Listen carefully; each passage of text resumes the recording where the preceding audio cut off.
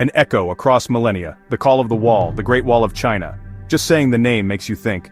You see pictures in your mind, a giant stone snake. It winds over mountains, it disappears into the distance. This wall is more than just old stones. It is a feeling, it is a story waiting. It pulls you towards it, a silent call, a whisper from a very long time ago. It stretches farther than your eyes can see, a dark ribbon on a green mountain range, or a yellow line across a dusty plain. The wall has stood for centuries. It has watched empires rise and fall. It has seen seasons change, year after year. It feels ancient, like time itself. It holds a quiet power. Whispers of the First Stones. Why the Wall was born. Long ago, China was not one big country. It was many small states, like pieces of a puzzle. These states often fought each other. They built walls around their lands. These were early walls made of earth. They needed protection from their neighbors, and from others who might attack. This idea of a wall for safety was very old. Then came a strong leader, Qin Shi Huang. He was the first emperor. He brought all the small states together. He made China one. He wanted a truly great defense for his new empire, a single strong wall to guard the northern border. So he gave the order. Connect the old walls, build new ones, make it massive.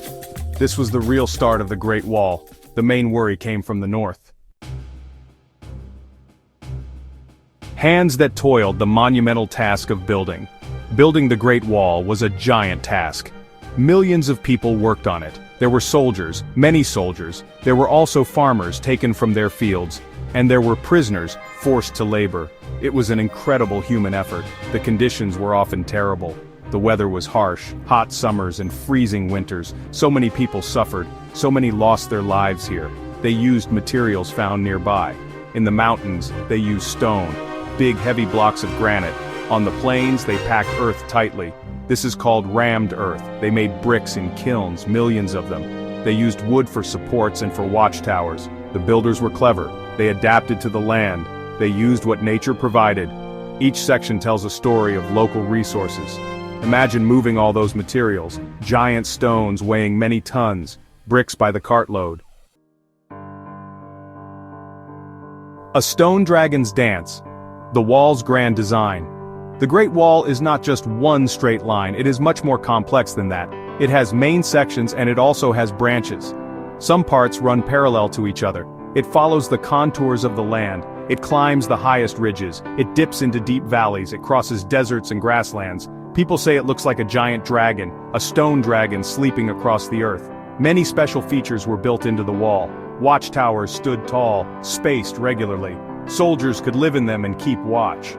Fortresses were built at important passes. These were like small castles holding more troops and supplies. Beacon towers were also crucial. They were built on high points. If enemies were seen, signals could be sent quickly. Smoke signals during the day, fire signals at night. Section 5. Guardians of the frontier lives along the ramparts. Soldiers who served on the Great Wall had a hard life. They were the first line of defense against invaders, and had to be constantly vigilant. They were stationed far from their homes and families for months, even years, at a time. The separation was tough, and many soldiers longed for the comfort of their loved ones. Their world was the wall, the sky, and the lands beyond. The vastness of the landscape could be both awe-inspiring and isolating. Life could be very lonely. The isolation was profound, and the soldiers often had only each other for company. They had to be alert all the time, day and night, watching for any sign of danger. The constant vigilance was exhausting but necessary for survival. They also faced the extreme weather, bitter cold in winter, strong winds and summer heat. Their duties were many and varied, requiring resilience and adaptability.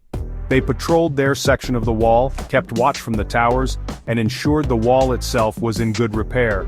Maintenance was crucial to the wall's effectiveness. If they saw enemies approaching, they lit the beacon fires or made smoke signals. These signals were a vital part of the communication system. If an attack came, they had to defend their post. The soldiers were trained to respond quickly and effectively to any threat. They fought with bows and arrows, spears and swords. Their combat skills were honed through rigorous training and real-life encounters. It was a demanding and often dangerous existence. The threat of injury or death was a constant companion. Sometimes families of the soldiers lived nearby. This provided some comfort and a sense of normalcy amidst the harsh conditions. Small villages and farming communities grew up in the shadow of the wall. These communities were integral to the soldiers' support system. These people helped support the troops. They provided essential supplies and maintained a connection to the outside world. They grew food in small terraced fields and provided supplies. Life was simple, yet it was a crucial part of the larger effort to maintain the wall and its defenders. Section 6. A tapestry of sensations walking the Great Wall today. When you finally visit the Great Wall, it is amazing. The sheer scale and grandeur of this ancient structure are beyond words. The first time you see it in person, it can take your breath away. It's a moment of awe and wonder, a realization of the incredible human effort that went into its construction. It winds across the landscape, so powerful and grand. The wall seems to go on forever, a testament to the determination and ingenuity of those who built it. It climbs steep slopes and follows sharp ridges. The wall adapts to the natural contours of the land, making it a marvel of engineering. You might feel very small standing beside its massive stone structure. The stones tower above you, each one a piece of history. The air on the wall is often crisp and clean, especially if you are away from the big cities. It's a refreshing change, a chance to breathe in the history and the natural beauty around you. Reaching out to touch the stones is a special moment. It's a tactile connection to the past, a way to feel the history beneath your fingertips. They feel cool under your hand. The stones have weathered centuries of exposure, yet they remain solid and enduring. Some are rough, some are worn smooth. Each stone tells a story, shaped by time and the elements. Smoothed by centuries of wind, rain and snow, and by countless hands and feet, the wall is a living history, marked by the passage of time and the touch of humanity. You can imagine the workers who lifted these stones, the soldiers who leaned against them. Their presence is almost palpable, a ghostly echo of the past. It is a direct connection to the past, a physical link to all those who came before. Each touch, each step, is a tribute to their legacy. The views from the top of the wall are spectacular. From this vantage point, you can truly appreciate the scale and beauty of the surrounding landscape. You can see for miles and miles. The horizon stretches out before you, a seemingly endless expanse. Rolling green hills stretch out before you. The lush landscape is a stark contrast to the rugged stone of the wall. Distant mountains might be hazy blue. They add a sense of depth and mystery to the view, a reminder of the vastness of the world beyond the wall. Section 7.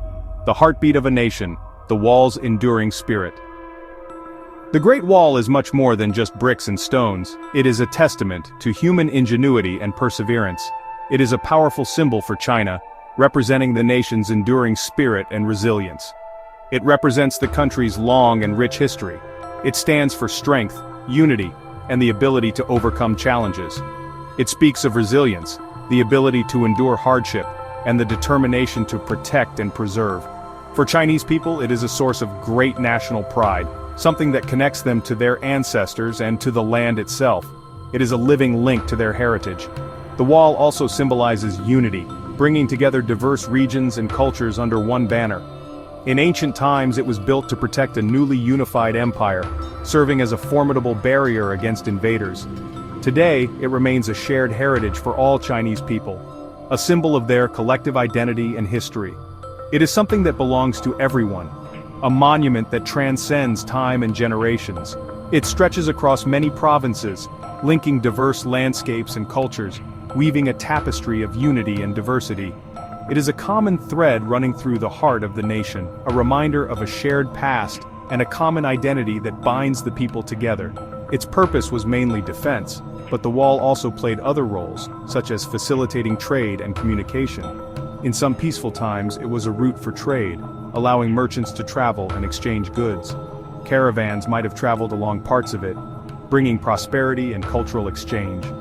It helped to define the borders of the empire, marking the extent of the nation's reach and influence.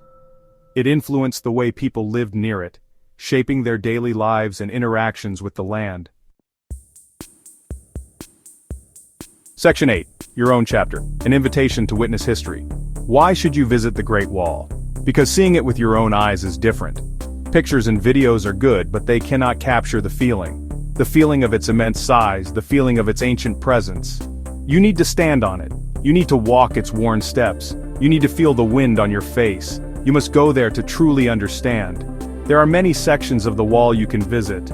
Some parts, like Badaling or Mutianyu near Beijing, are very well restored. They are popular with tourists and easier to access. Other sections are wilder. They are unrestored, crumbling in places. These offer a more rugged adventure. Each section has its own character, its own unique views.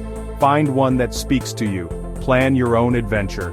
A trip to the Great Wall can be a very personal journey. It is a chance to step away from everyday life.